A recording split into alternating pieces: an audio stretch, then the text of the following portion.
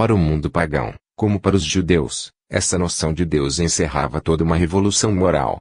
A homens que tudo haviam chegado a divinizar e a temer tudo o que haviam divinizado, a doutrina de Jesus revelava a existência de um só Deus, Criador e Pai, por quem todos os homens são irmãos e em cujo nome eles se devem afeição e assistência. Ela tornava possível a comunhão com esse Pai, pela união fraternal dos membros da família humana. Franqueava a todos o caminho da perfeição pelo amor ao próximo e pela dedicação à humanidade. Essa doutrina, simples e grande ao mesmo tempo, devia elevar o espírito humano a alturas admiráveis, até ao foco divino, cuja irradiação todo homem pode sentir dentro em si mesmo. Como foi essa ideia simples e pura, que podia regenerar o mundo, transformada a ponto de se tornar irreconhecível? É o resultado das paixões e dos interesses materiais que entraram em jogo no mundo cristão, depois da morte de Jesus. A noção da Trindade, colhida numa lenda hindu que era a expressão de um símbolo, veio obscurecer e desnaturar essa alta ideia de Deus. A inteligência humana podia elevar-se a essa concepção do ser eterno, que abrange o universo e dá a vida a todas as criaturas. Não pode a si mesmo explicar como três pessoas se unem para constituir um só Deus. A questão da consubstancialidade em nada elucida o problema. Em vão nos advertiriam que o homem não pode conhecer a natureza de Deus. Neste caso, não se trata dos atributos divinos mas da lei dos números e medidas, lei que tudo regula no universo, mesmo as relações que ligam a razão humana à razão suprema das coisas. Essa concepção trinitária, tão obscura, tão incompreensível, oferecia, entretanto, grande vantagem às pretensões da Igreja. Permitia-lhe fazer de Jesus Cristo um Deus. Conferia ao poderoso Espírito, aquela chama seu fundador, um prestígio, uma autoridade, cujo esplendor sobre ela recaía e assegurava o seu poder. Nisso está o segredo da sua adoção pelo Concílio de Nicéia. As discussões e perturbações que suscitou essa questão agitaram os espíritos durante 3 séculos e só vieram a cessar com a proscrição dos bispos arianos, ordenados pelo imperador Constâncio, e o banimento do Papa Libério que recusava sancionar a decisão do concílio.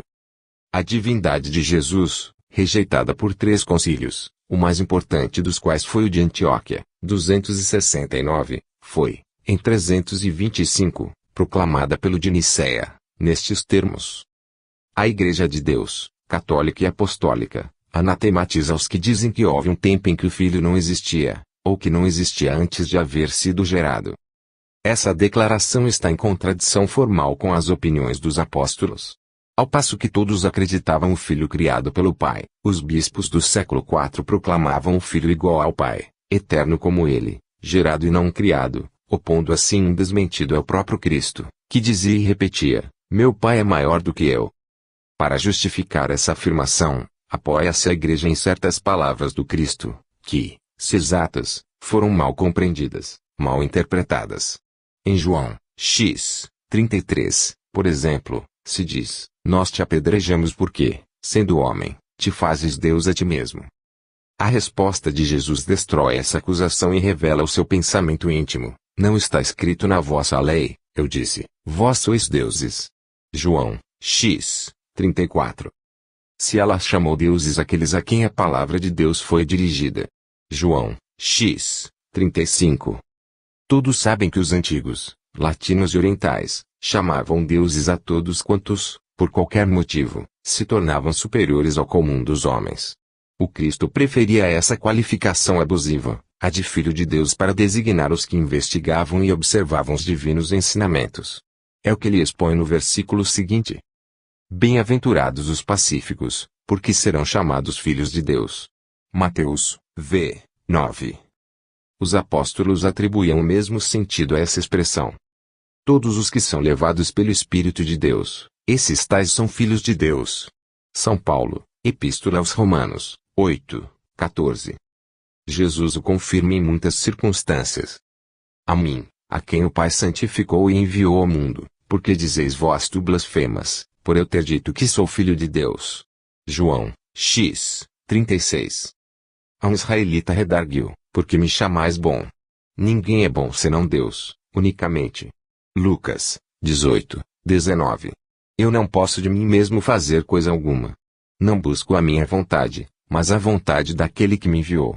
João, v. 30.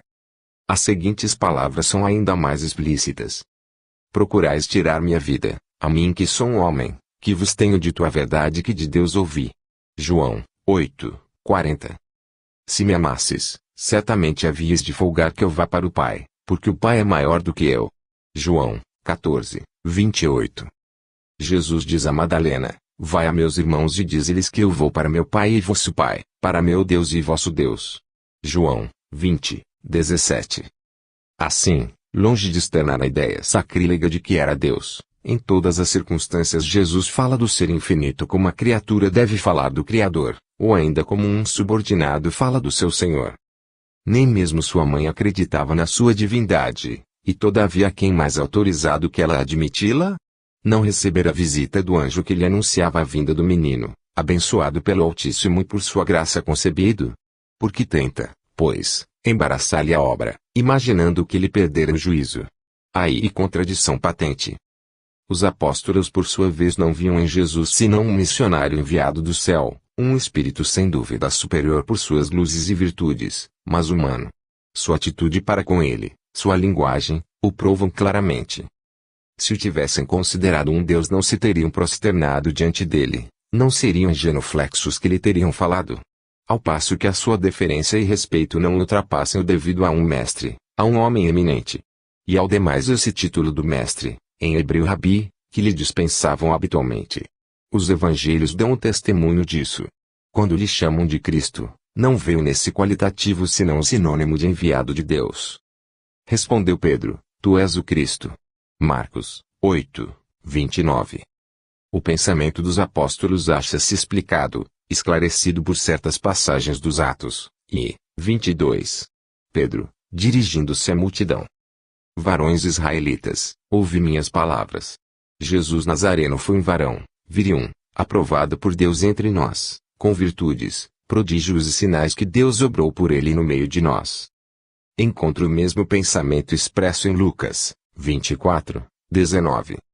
Jesus de Nazaré foi um profeta, poderoso em obras e palavras diante de Deus e de todo o povo. Se os primeiros cristãos tivessem acreditado na divindade de Jesus, se dele houvessem feito um Deus, sua religião teria se submergido na multidão que o Império Romano admitia, em cada qual existindo divindades particulares. Os arroubos de entusiasmos dos apóstolos, a indomável energia dos mártires, tinham sua origem na ressurreição de Cristo. Considerando um homem semelhante a eles, viam nessa ressurreição a prova manifesta da sua própria imortalidade. São Paulo confirma com absoluta clareza essa opinião, quando diz: pois se não há ressurreição de mortos, nem Cristo ressuscitou. E se Cristo não ressuscitou, é logo vã a nossa pregação, é também vã a nossa fé. E somos assim mesmo convencidos por falsos testemunhos de Deus, dizendo que ressuscitou a Cristo, ao qual não ressuscitou, se os mortos não ressuscitam. Assim, para os discípulos de Jesus, como para todos os que atentamente, e sem paixão, estudam o problema dessa existência admirável, o Cristo, segundo a expressão que a si próprio aplica, não é mais que o profeta de Deus, isto é, um intérprete, um porta-voz de Deus, um espírito dotado de faculdades especiais, de poderes excepcionais, mas não superiores à natureza humana. Sua clarividência, suas inspirações, o dom de curar que possuía em tão elevado grau, encontra-se em épocas diversas e em diferentes graus, em outros homens. Pode-se comprovar a existência dessas faculdades nos médiuns de nossos dias, não agrupadas, reunidas de modo a constituírem uma poderosa personalidade como a do Cristo, mas dispersas, distribuídas por grande número de indivíduos. As curas de Jesus não são milagres, mas a aplicação de um poder fluídico e magnético, que novamente se encontra mais ou menos desenvolvido, em certos curadores da nossa época. Essas faculdades estão sujeitas a variações, a intermitências que no próprio Cristo se observam, como provam os versículos do Evangelho de Marcos, vi. 4:5. Mas Jesus lhes dizia: um profeta só deixa de ser honrado em sua pátria, em sua casa e entre seus parentes. E não podia ali fazer milagre algum. Todos os que têm de perto observado os fenômenos do espiritismo, do magnetismo e da sugestão, e remontado dos efeitos à causa que os produz, sabem que existe uma grande analogia entre as curas operadas pelo Cristo e as obtidas pelos que exercem modernamente essas funções. Como ele, mas com menos força e êxito, Os curadores espíritas tratam dos casos de obsessão e possessão e, com auxílio de passes, tocando os indivíduos pela imposição das mãos, libertam os doentes dos males produzidos pela influência dos espíritos impuros, daqueles que a Escritura designa sob o nome de demônios. À tarde, porém, apresentaram-lhe muitos endemoninhados, dos quais ele expelia os maus espíritos com a sua palavra, e curou todos os enfermos. Mateus 8:16. A maior parte das moléstias nervosas provém das perturbações causadas por estranhas influências em nosso organismo fluídico, ou perispírito. A medicina, que estuda simplesmente o corpo material, não pôde descobrir a causa desses males e os remédios a eles aplicáveis. Por isso é quase sempre impotente para os curar. A ação fluídica de certos homens, firmados na vontade, na prece e na assistência dos espíritos elevados, pode fazer cessarem essas perturbações, restituir ao invólucro fluídico dos doentes as suas vibrações normais e forçar a se retirarem os maus espíritos. Era o que Jesus obtinha facilmente, como obtinham, depois dele, os apóstolos e os santos. Os conhecimentos difundidos entre os homens pelo moderno espiritualismo permitem melhor compreender e definir a alta personalidade do Cristo. Jesus era um divino missionário, dotado de poderosas faculdades, um médium incomparável. Ele próprio afirma: "Eu não falei de mim mesmo, mas o Pai que me enviou é o mesmo que me prescreveu o que devo dizer e o que devo falar." João 12:49. A todas as raças humanas, em todas as épocas da história, enviou Deus missionários, espíritos superiores, chegados, por seus esforços e merecimentos, ao mais alto grau da hierarquia espiritual. Podem-se acompanhar, através dos tempos, os sulcos dos seus passos. Suas frontes dominam, sobrancelhas, a multidão dos humanos que eles têm o encargo de dirigir para as atitudes intelectuais. Os céus a percebeu para as lutas do pensamento, dele receberam poder e intrepidez.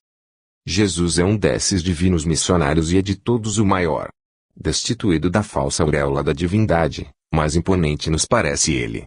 Seus sofrimentos, seus desfalecimentos, sua resignação, deixam-nos quase insensíveis, se oriundos de um Deus, mas tocam-nos, comovem-nos profundamente em um irmão. Jesus é, de todos os filhos dos homens, o mais digno de admiração.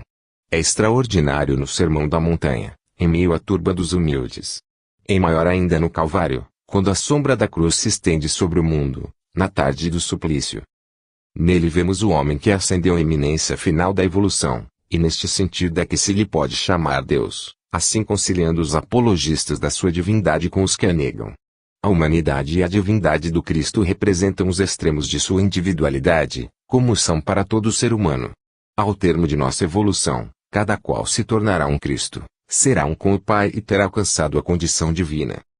A passagem de Jesus pela terra, seus ensinamentos e exemplos, deixaram traços indeléveis, sua influência se estenderá pelos séculos vindouros.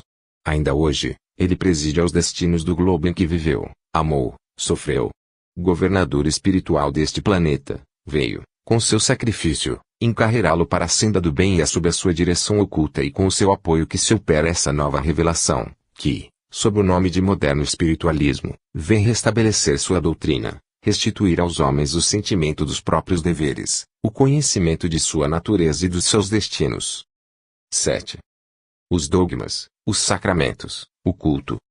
O pecado original é o dogma fundamental em que repousa todo o edifício dos dogmas cristãos, ideia verdadeira, no fundo, mas falsa em sua forma e desnaturada pela Igreja, verdadeira, no sentido de que o homem sofre com a intuição que conserva das faltas cometidas em suas vidas anteriores e pelas consequências que acarretam para ele. Esse sofrimento, porém, é pessoal e merecido. Ninguém é responsável pelas faltas de outrem, se nelas não tomou alguma parte. Apresentado em seu aspecto dogmático, o pecado original, que pune toda a posteridade de Adão, isto é, a humanidade inteira, pela desobediência do primeiro par, para depois salvá-la por meio de uma iniquidade ainda maior, a imolação de um justo, é um ultraje à razão e à moral, consideradas em seus princípios essenciais, a bondade e a justiça. Mais contribuiu para afastar o homem da crença em Deus, que todas as agressões e todas as críticas da filosofia. Não é, com efeito, impunemente que se tenta separar, no pensamento e na consciência, a ideia de Deus da de justiça. Com isso, O que se logra é lançar a perturbação nas almas e provocar um trabalho mental que conduz, forçosamente, à exclusão de uma dessas duas ideias. Ora, foi a ideia de Deus que esteve quase a perecer, porque o homem não pode ver em Deus senão a mais alta personificação da justiça, do amor e da sabedoria. Todas as perfeições devem encontrar-se reunidas no Ser Eterno. Do seu passado criminoso perdeu o homem a recordação precisa, mas conservou um vago sentimento. Daí proveio essa concepção do pecado original, que se encontra em muitas religiões, e de expiação que ele requer. Dessa concepção errônea derivam as da queda, do resgate e da redenção pelo sangue do Cristo, os mistérios da encarnação, da Virgem Mãe, da Imaculada Conceição, numa palavra, todo o amontoado do catolicismo. Todos esses dogmas constituem verdadeira negação da razão e da justiça divinas, desde que tomados ao pé da letra, como quer a Igreja, e em seu sentido material. Não é admissível houvesse Deus criado o homem e a mulher com a condição de não se instruírem. Menos admissível, ainda, é que ele tenha, por uma única desobediência, condenado a sua posteridade e a humanidade inteira à morte e ao inferno. Que pensar, diz com razão Ibelemare, de um juiz que condenasse um homem sob pretexto de que, há milhares de anos, um seu antepassado cometera um crime. É, entretanto, esse odioso papel que o catolicismo atribui ao juiz supremo, Deus. É por motivos tais que se justifica o afastamento e a ojeriza que certos pensadores conceberam pela ideia de Deus. É o que explica, sem a desculpar, a veemente acusação de um célebre escritor: Deus é o mal. Se considerarmos o dogma do pecado original e da queda qual é, realmente, isto é, como um mito, uma lenda oriental, exatamente como se depara em todas as cosmogonias antigas, se destruirmos com um sopro tais quimeras, todo o edifício dos dogmas e mistérios imediatamente se desmorona. Que restará, então, do cristianismo? Pode-se me perguntar. Restará o que lhe se contém de verdadeiramente grande, de vivo e racional, isto é, tudo o que é suscetível de elevar e fortalecer a humanidade. Prossigamos em nosso exame. A soberania de Deus, dizem os teólogos, manifesta-se pela predestinação e pela redenção. Sendo Deus absoluto e soberano, sua vontade é a causa final e decisiva de tudo quanto ocorre no universo. Agostinho é o autor desse dogma, que ele institui em sua luta com os maniqueus, partidários de dois princípios opostos, o bem e o mal, e contra Pelágio, que reivindicava os direitos da liberdade humana. Todavia, Agostinho louva-se, para defender o seu dogma, na autoridade de São Paulo, verdadeiro criador da doutrina da predestinação, cujo enunciado, pouco concludente ao nosso ver, está no capítulo 9 da Epístola aos Romanos. Segundo São Paulo, cuja teoria foi adotada sucessivamente por Agostinho, pelos reformadores do século XV e E, mais tarde, por Jansen, Pascal, etc., o homem não pode obter a salvação por suas próprias obras, arrastando sua natureza, como invariavelmente o arrasta, ao mal. Essa inclinação funesta é o resultado da queda do primeiro homem e da corrupção que dela deriva para toda a humanidade, tendo se tornado a herança de todos os filhos de Adão. É pela concepção que aos filhos se transmite o pecado dos pais. Esse dogma denomina-se traducianismo e as igrejas cristãs parecem não perceberem que, com essa afirmação monstruosa, se fazem aliadas do materialismo, que proclama a mesma teoria sob o nome de lei da hereditariedade. Todos os homens, perdidos pelo pecado de Adão, seriam votados à condenação eterna, se Deus, em sua misericórdia, não tivesse encontrado um meio de os salvar. Esse meio é a redenção. O Filho de Deus se faz homem. Em sua vida terrestre, cumpriu a vontade do Pai e satisfez sua justiça, oferecendo-se em holocausto para a salvação de todos os que se ligam à sua igreja. Desse dogma resulta que os fiéis não são salvos por um exercício da sua livre vontade, nem por seus próprios merecimentos, porque não há livre-arbítrio em face da soberania de Deus, mas por efeito de uma graça que Deus concede a seus eleitos. Levando esse argumento a todas as suas consequências lógicas, poder-se-ia dizer, é Deus quem atrai os escolhidos e quem endurece os pecadores. Tudo se faz pela predestinação divina. Adão, por conseguinte, não pecou por seu livre-arbítrio. Foi Deus, absoluto soberano, que o predestinou à queda. Esse dogma conduz a tão deploráveis resultados, que o próprio Calvino, que o afirmou com todas as suas consequências, o denomina, falando dos homens predestinados à condenação eterna, um horrível decretum horribile. Mas Deus falou, Acrescenta, e a razão deve submeter-se. Deus falou. Onde e por quem falou ele? Em obscuros textos, obra de uma imaginação perturbada. E para impor tais opiniões, para as incutir nos espíritos, Calvino não recuou nem ante o emprego da violência. A fogueira de servete nulo atesta. Lógico é terrível que, procedendo de verdades mal compreendidas, como dissemos mais acima, confunde-se em seus próprios sofismas e recorre ao ferro e ao fogo, com o fim de se impor e resolver questões inextricáveis, com o fim de elucidar um imbróglio criado pelas paixões e pela ignorância. Como, redaguia Pelágio Agostinho, nos perdoa Deus nossos pecados e imputar-nos e os de outrem. Só há um Deus, diz São Paulo, e um só mediador entre Deus e os homens, que é Jesus Cristo, homem. Mediador, isto é, intermediário, médium incomparável, traço de união que liga a humanidade a Deus, eis o que é Jesus. Mediador e não redentor, porque a ideia de redenção não suporta exame. E contrária à justiça divina, é contrária à ordem majestosa do universo. Entre os mundos que rolam no espaço, a Terra não é o único lugar de dor. Outras instâncias há de sofrimento, em que as almas, cativas na matéria, aprendem, como aqui, a dominar seus vícios e adquirir qualidades que lhes permitirão acesso a mundos mais felizes. Se o sacrifício de Jesus fosse necessário para salvar a humanidade terrestre, Deus deveria o mesmo socorro a outras humanidades desgraçadas. Sendo, porém, ilimitado o número dos mundos inferiores em que dominam as paixões materiais, o Filho de Deus seria, por isso mesmo, condenado a sofrimentos e sacrifícios infinitos. É inadmissível semelhante hipótese. Com o seu sacrifício, dizem outros teólogos, Jesus venceu o pecado e a morte, porque a morte é o salário do pecado e uma tremenda desordem na criação. Entretanto, morre-se depois da vinda de Jesus, como antes dele se morria. A morte, considerada por certos cristãos como consequência do pecado e punição do ser, é, todavia, uma lei natural e uma transformação necessária ao progresso e elevação da alma. Não pode ser elemento de desordem no universo. Julgá-lo por esse modo não é insurgir-se contra a divina sabedoria. É assim que, partindo de um ponto de vista errôneo, os homens da Igreja chegam às mais estranhas concepções. Quando afirmam que, por sua morte, Jesus se ofereceu a Deus em holocausto, para o resgate da humanidade, não equivale isso a dizer, na opinião dos que creem na divindade do Cristo, que se ofereceu a si mesmo. E do que terá ele resgatado os homens? Não é das penas do inferno, pois que todos os dias nos repetem que os indivíduos que morrem em estado de pecado mortal são condenados às penas eternas. A palavra pecado não exprime, em si mesma, senão uma ideia confusa. A violação da lei acarreta a cada ser um amesquinhamento moral, uma reação da consciência, que é uma causa de sofrimento íntimo e uma diminuição das percepções animais. Assim, o ser pune-se a si mesmo. Deus não intervém, porque Deus é infinito, nenhum ser seria capaz de lhe produzir o menor mal. Se o sacrifício de Jesus resgatou os homens do pecado, por que, então, ainda os batizam?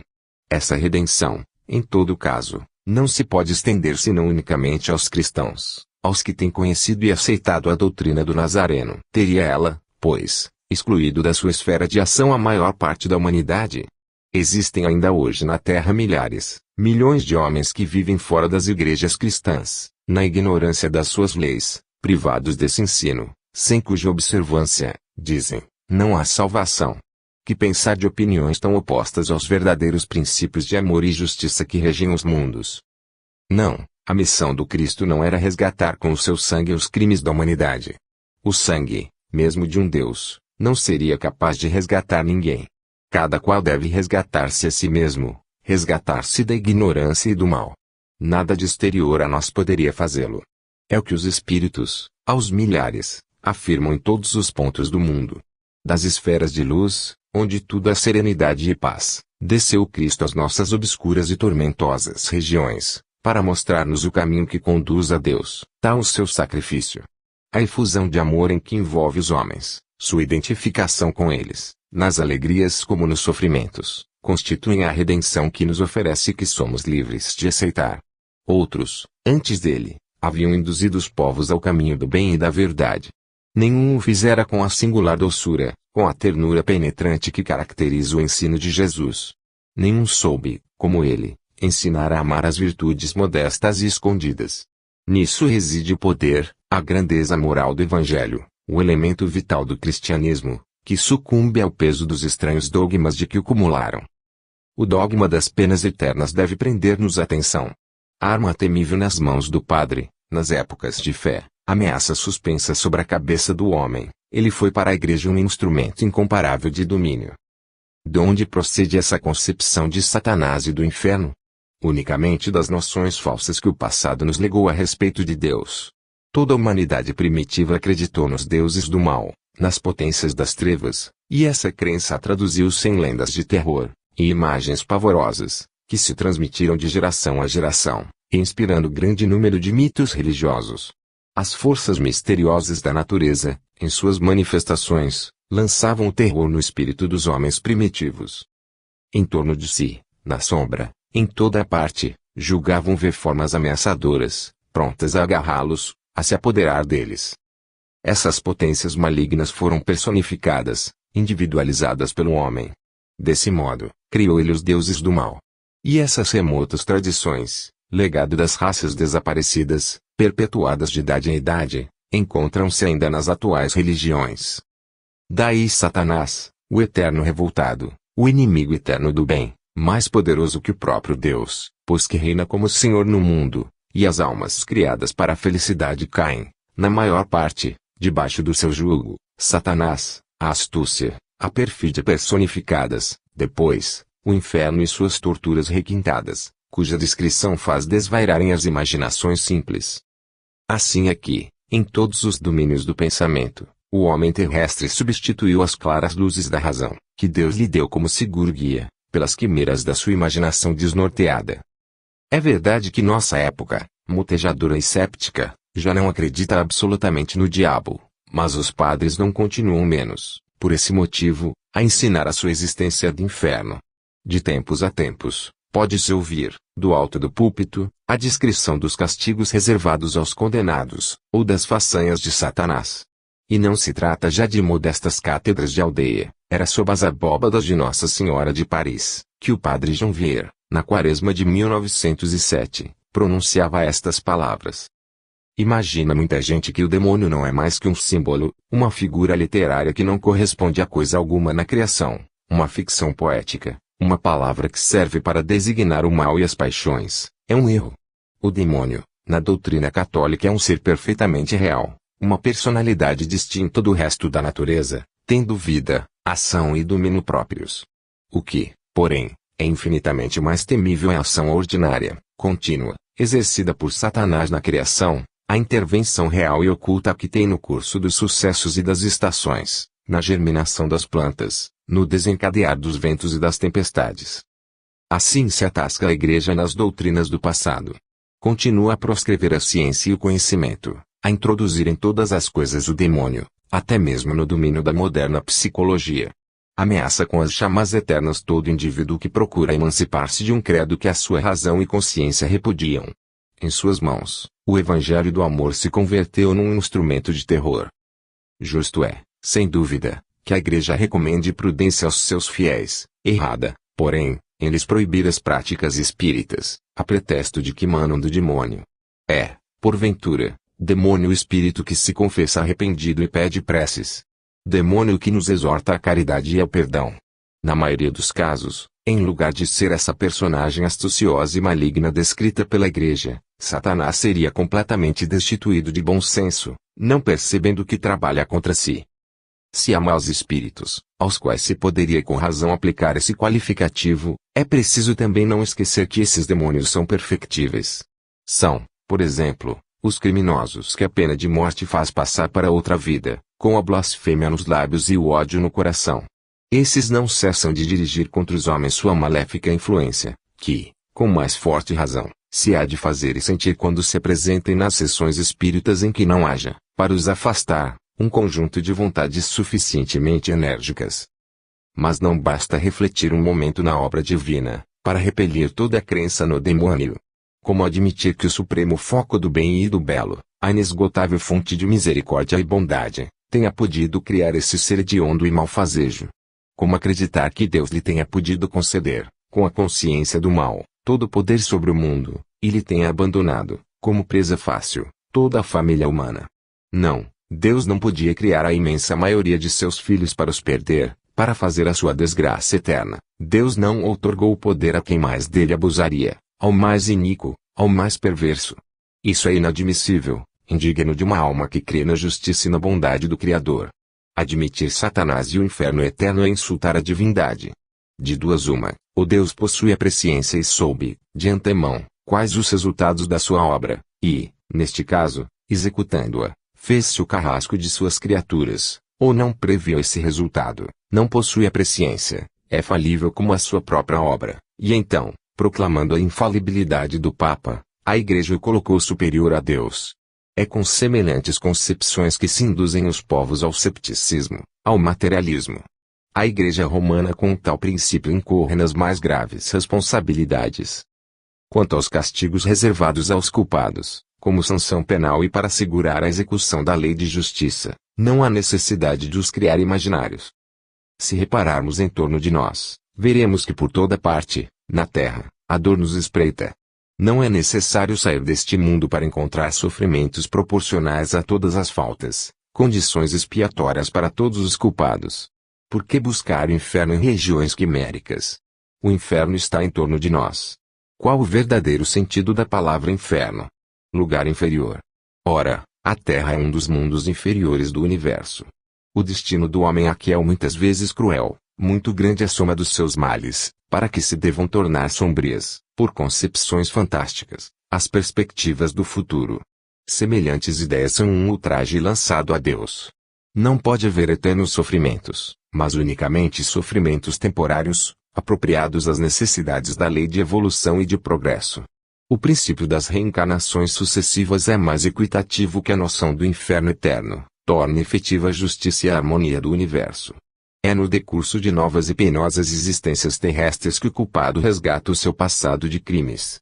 A teia do destino é tecida individualmente por nós, na trama das ações boas e más, que todas em nós se refletem através dos tempos, com suas consequências felizes ou funestas. É assim que cada qual prepara seu céu ou seu inferno.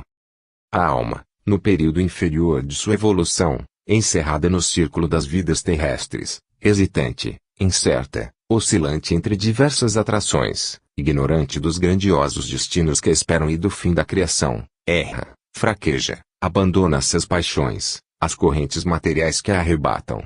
Mas, pouco a pouco, pelo desenvolvimento de suas forças psíquicas, de seus conhecimentos, de sua vontade, a alma se eleva, liberta-se das influências inferiores e paira nas regiões divinas. Tempo virá em que o mal já não será condição desta existência, em que os seres, purificados pelo sofrimento, depois de haverem recebido a longa educação dos séculos, deixarão a senda obscura para se encaminharem à luz eterna. As humanidades, vinculadas pelos zelos de uma íntima solidariedade e de uma afeição profunda, caminharão de progresso em progresso, de perfeição em perfeição, para o grande foco, para o alvo supremo que é Deus, assim realizando essa obra do Pai, que não quer a perdição, mas a felicidade e a elevação de todos os filhos.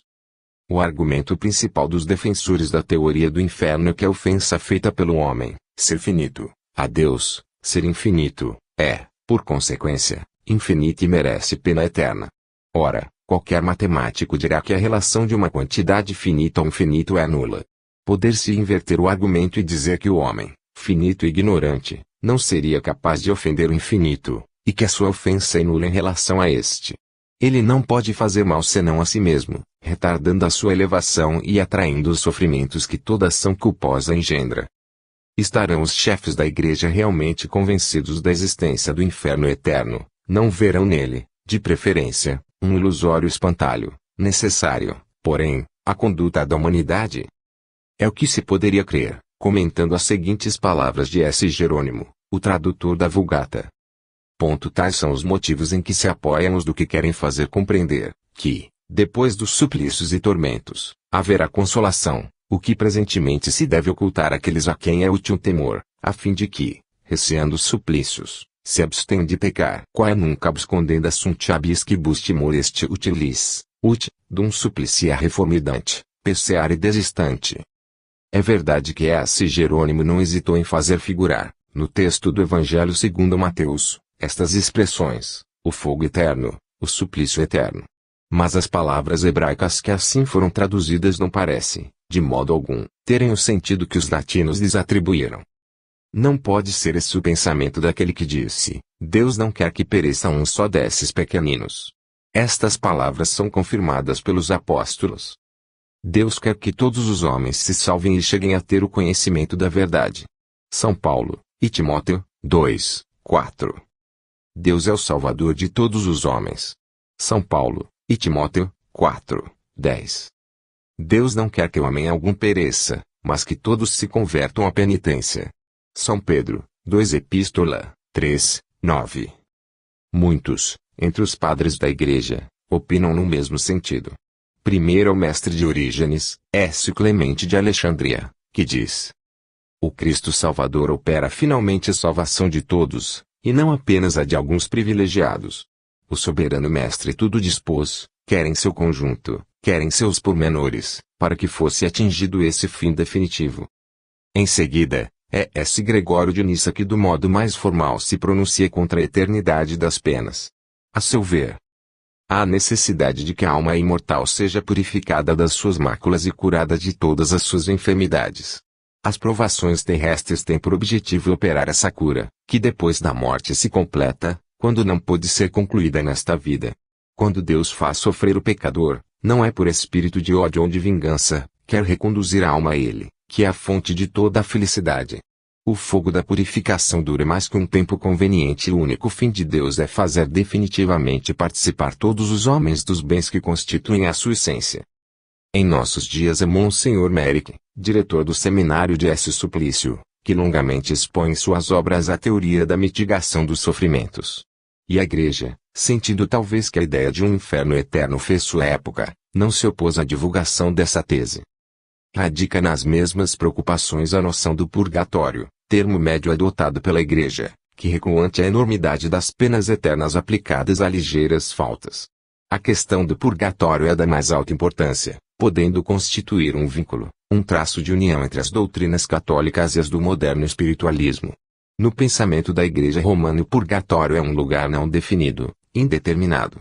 Nada impede o católico de conceber os sofrimentos purificadores da alma sob a forma de vidas planetárias ulteriores, ao passo que o protestante ortodoxo, para adotar a noção das vidas sucessivas, é obrigado a abrir mão de suas convicções, em que o purgatório não é admitido. Na maioria dos casos, o purgatório é a vida terrestre com as provações que acidentam. Os primeiros cristãos não o ignoravam. A Igreja da Idade Média repeliu essa explicação, que teria acarretado a afirmação da pluralidade das existências da alma e a ruína da instituição das indulgências, fonte de grandes proventos para os pontífices romanos. Sabe-se quantos abusos daí se originaram. Realmente, Satanás não passa de alegoria. Satanás é o símbolo do mal. O mal, porém, não é um princípio eterno, coexistente com o bem. Há de passar. O mal é o estado transitório dos seres em via de evolução. Não há nem lacuna nem imperfeição no universo. A obra divina é harmônica e perfeita. Dessa obra o homem não vê senão um fragmento e, todavia, pretende julgá-la através de suas acanhadas percepções. O homem, na vida presente, não é mais que um ponto no tempo e no espaço. Para julgar a criação, ser-lhe-ia preciso abrangê-la inteiramente, medir a escala dos mundos que é chamado a percorrer e a sucessão das existências que o guardam no seio dos séculos por vir. Esse vasto conjunto escapa às suas concepções, daí os seus erros, daí a deficiência de suas apreciações. Quase sempre o que chamamos o mal é apenas o sofrimento, mas este é necessário, porque só ele conduz à compreensão. Por ele aprende o homem a diferenciar, a analisar suas sensações. A alma é uma centelha projetada do eterno foco criador. É pelo sofrimento que ela atinge a plenitude do seu brilho, a plena consciência de si mesma. A dor é como a sombra que faz sobressair e apreciar a luz. Sem a noite, acaso contemplaríamos as estrelas? A dor quebra as algemas das fatalidades materiais e franqueia a alma a evasões para a vida superior. Do ponto de vista físico, o mal, o sofrimento, são muitas vezes coisas relativas e de pura convenção. As sensações variam ao infinito, conforme as pessoas, agradáveis para uns, dolorosas para outros. Há mundos muito diferentes do meio terrestre, nos quais tudo seria penoso para nós, ao passo que os outros homens podem neles viver comodamente. Se fizermos abstração do acanhado meio em que vivemos, o mal já nos não aparecerá como causa fixa, princípio imutável, mas como efeitos passageiros variando com os indivíduos, transformando-se e atenuando-se com seu aperfeiçoamento. O homem, ignorante no começo de sua jornada, tem que desenvolver a inteligência e a vontade por meio de constantes esforços. Na luta que empenha contra a natureza, a energia se lhe retempera, o ser moral se afirma e engrandece. Graças a essa luta que se realiza o progresso e se efetua a ascensão da humanidade, subindo, de instância em instância, de degrau em degrau, para o bem e o melhor, conquistando ela própria sua preponderância sobre o mundo material. Criado feliz e perfeito, o homem teria ficado confundido na perfeição divina, não teria podido individualizar o princípio espiritual nele existente. Não teria havido no universo nem trabalho, nem esforços, nem progresso, nada, a não ser a imobilidade, a inércia. A evolução dos seres seria substituída por triste e monótona perfeição. Seria o paraíso católico. Sob o látego da necessidade, sob o aguilhão da dor, o homem caminha, avança, eleva-se e, de existência em existência, de progresso em progresso, chega a imprimir ao mundo o cunho do seu domínio e inteligência. O mesmo acontece com o mal moral. Como o mal físico, este não é mais que um aspecto passageiro, uma forma transitória da vida universal. O homem pratica o mal por ignorância, por fraqueza, e os seus atos reagem contra ele. O mal é a luta que se trava entre as potências inferiores da matéria e as potências superiores que constituem um ser pensante, o seu verdadeiro eu. Do mal, porém, e do sofrimento nascerão, um dia, a felicidade e a virtude. Quando a alma tiver suplantado as influências materiais, será como se para ela o mal nunca houvesse existido. Não é, pois, o inferno que luta contra Deus, não é Satanás que arma ciladas pelo mundo, não, é a alma humana que procura, na sombra, o seu roteiro, ela que invide esforços por afirmar sua personalidade progressiva e, depois de muitos desfalecimentos, quedas e reerguimentos, domina os vícios, conquista a força moral e a verdadeira luz. É assim que, lentamente, de idade em idade, através do fluxo e refluxo das paixões, o progresso se acentua, o bem se realiza. O império do mal são os mundos inferiores, tenebrosos, e a multidão das almas retardatárias que se agitam nas veredas do erro e do crime, turvilhinhando no círculo das existências materiais, e que, ao atrito das provações, sob o látego da dor, emergem lentamente desse pélago de sombra, de egoísmo e de miséria, para se iluminarem aos raios da caridade e da ciência. Satanás é a ignorância, a matéria e suas grosseiras influências, Deus é o conhecimento, a sublime claridade, da qual um raio ilumina toda a consciência humana. A marcha da humanidade se efetuará em demanda dos elevados cimos. O espírito moderno se libertará, cada vez mais, dos preconceitos do passado. A vida perderá o aspecto cruel dos séculos ferrenhos, para tornar-se o campo fecundo e pacífico, no qual o homem trabalhará no desenvolvimento de suas faculdades e qualidades morais.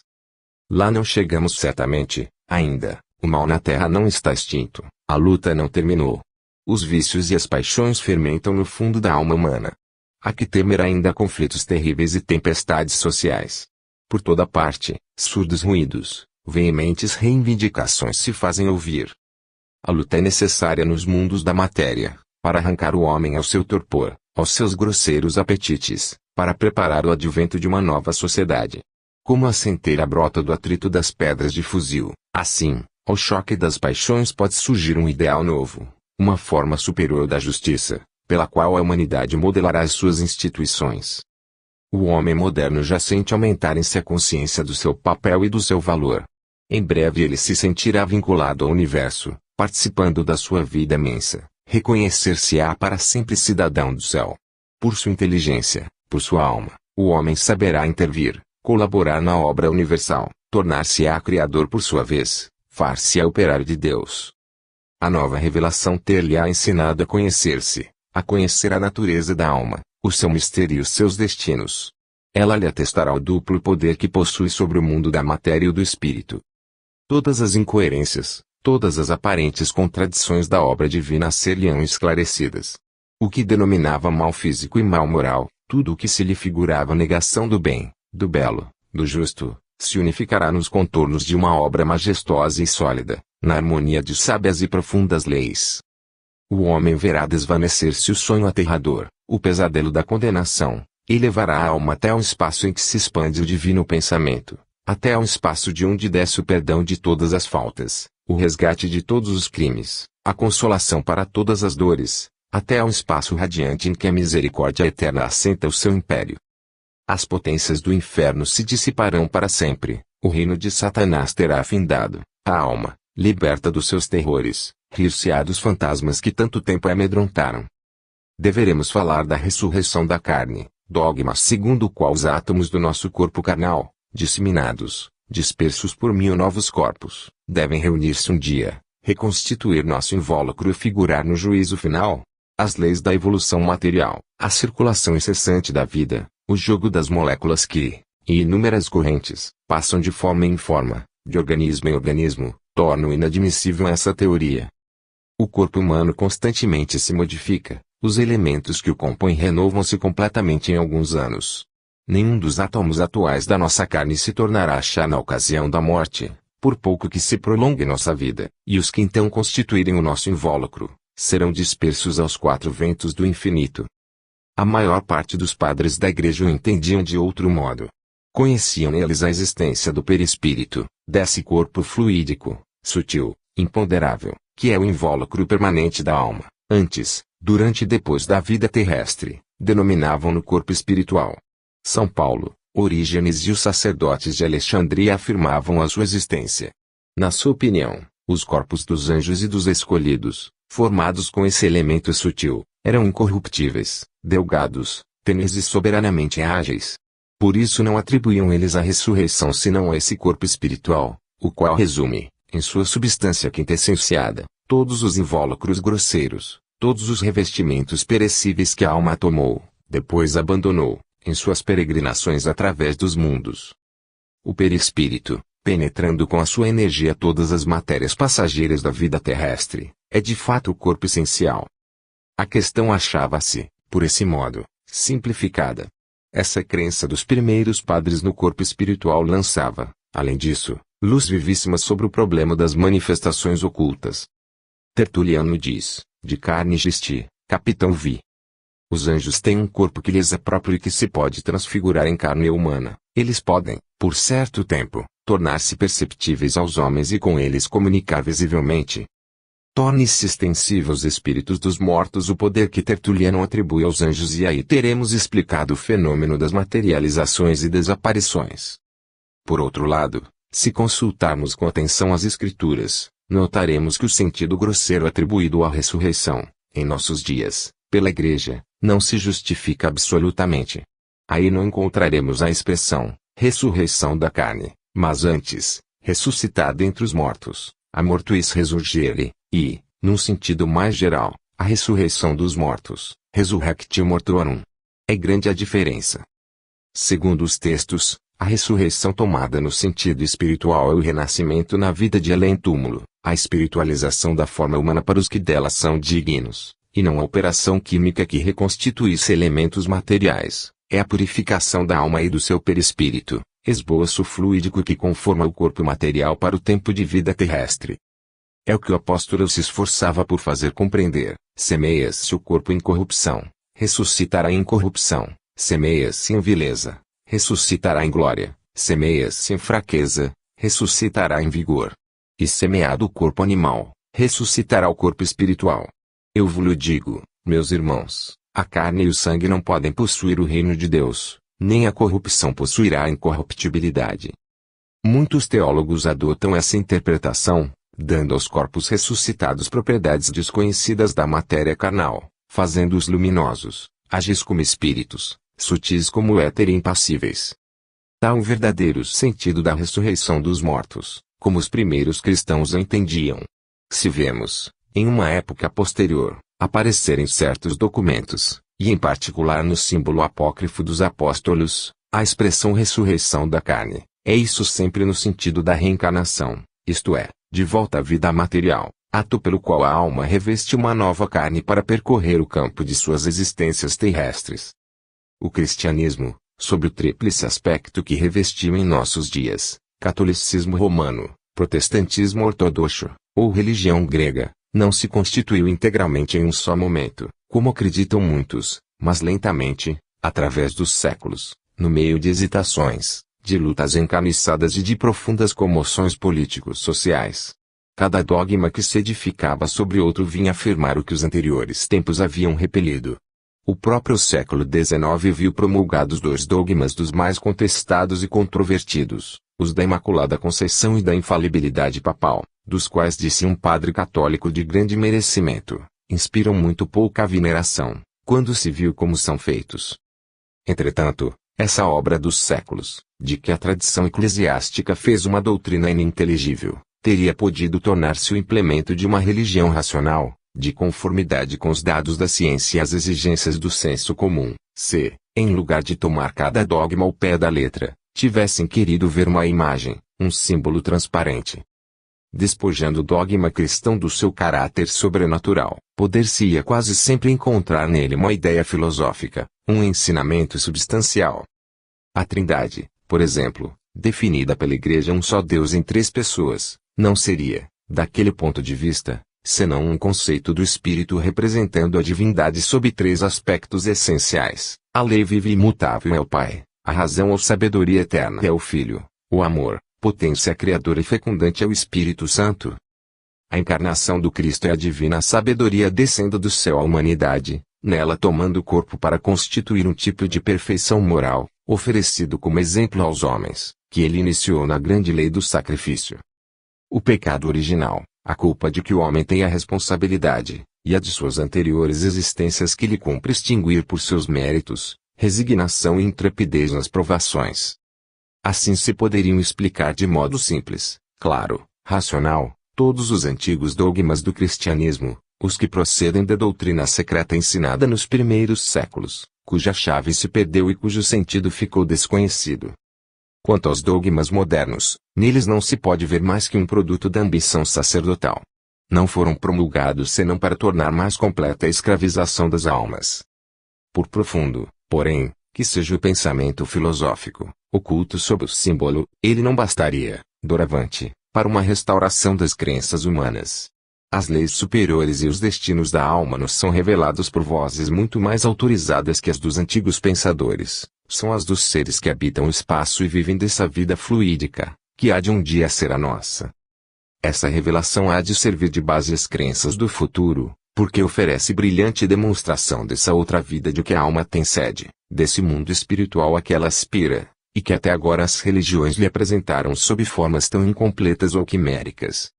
A explicação racional dos dogmas pode ser estendida aos sacramentos, instituições respeitáveis, consideradas como figuras simbólicas, como meios de adestramento moral e disciplina religiosa, mas que se não poderiam tomar ao pé da letra, no sentido imposto pela Igreja. O que dissemos do pecado original nos conduz a considerar o batismo como simples cerimônia iniciática, ou de consagração, porque a água é impotente para limpar de suas máculas a alma. A confirmação, ou imposição das mãos é o ato de transmissão dos dons fluídicos, do poder do apóstolo a outra pessoa, que ele assim colocava em relação com o invisível.